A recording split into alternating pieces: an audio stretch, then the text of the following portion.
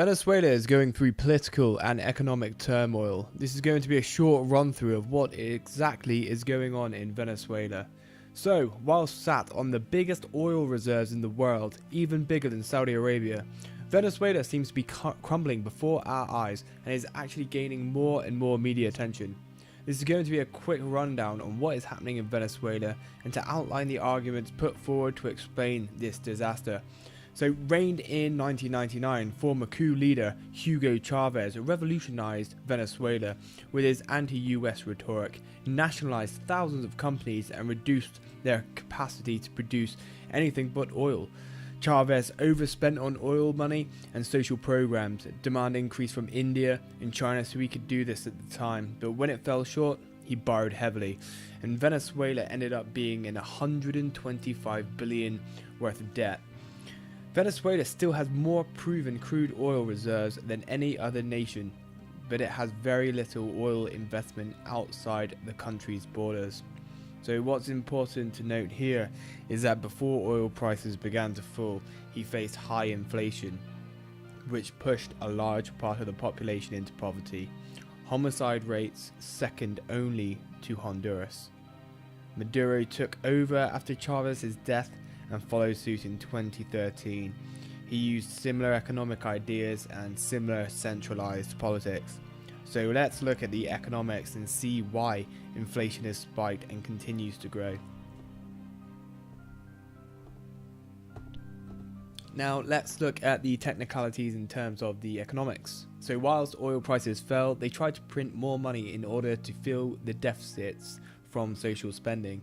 This inevitably caused massive inflation, and this is looking like it's going to be around about 13,000% in 2018. To put that into perspective, the UK is around about 3% inflation. The Petro has been introduced, which is the world's first sovereign cryptocurrency, and this went on sale on March the 20th. They've barred the US from purchasing, and this will be backed by oil reserves. So very, very new. Will this ease the pressure of inflation? It's actually too early to find out. The nation struggles with shortages, from food to medicine to antibiotics. In the past couple of years, bread makers have blamed the government for national shortages, saying that 80% of establishments are not able to supply wheat. One argument that has been put forward is the centralized government's adherence to price controls. These were given perverse incentives to government officials and private individuals. The general idea here is that if a price of a product is too cheap, then producers cannot afford to produce, which creates shortages. Chavez increased imports to fill the gaps here. It is also known that goods would be bought at a controlled price in Venezuela and sold overseas at an easy profit, so you can see the corruption here too. So recently the government has defaulted on 65 billion worth of bonds, and its state-run oil company PDVSA has also defaulted. Worryingly, the government only has 10 billion in reserves, so not enough to cover this 65 billion default. Now let's look at the politics of Venezuela. Recently, Maduro held plans to elect members of a constituent assembly. Now what does this mean? This effectively means that they are able to replace parliament and to rewrite the constitution. Maduro won the vote, and therefore they are able to do this, which means more power for Maduro, and a lot of people are getting very worried that democracy is falling in Venezuela. The opposition is the MUD, so these are the Democratic Unity Roundtable, and people from this group have been put on house arrest, and sources say that the MUD are crumbling due to the pressure from Maduro. Now in 2018, there is an election, and this has recently been delayed to May, but the actual election was brought forward from December, so many believe that the government are trying to steamroll the deeply divided opposition party. Many bodies such as the United Nations, Human Rights Council, the EU and the Lima Group have become increasingly worried about the democratic process in the nation. The opposition party, who are the Democratic Unity Coalition, announced it would boycott the April election and refuse to put out any candidates. High-profile opposition such as Henry Capriles is barred from running, and others have fled in fear of arrest.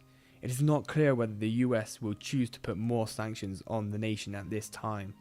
Now, the nation has been enacting a variety of laws, one such as the media law, to criminalize social media opposed to government on the basis of fascism, intolerance, or hate.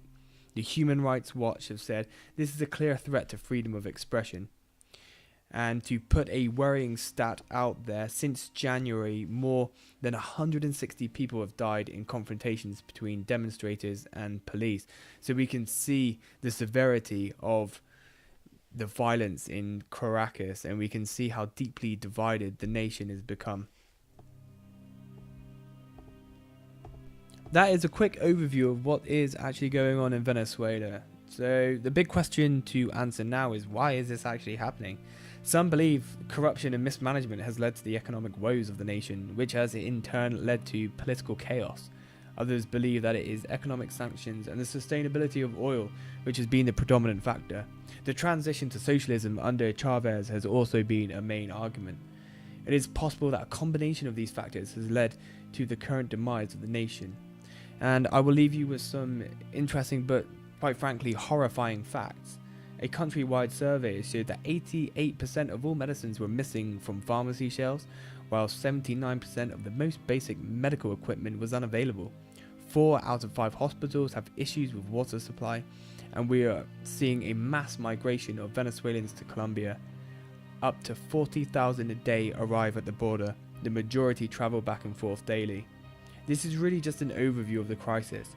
In future videos, I'll be going more into detail about the daily riots and the government's pursuit of centralized power, and what the relationship between Venezuela and other South American nations will become, and what will the strained relations between the US and Venezuela mean for the international stage.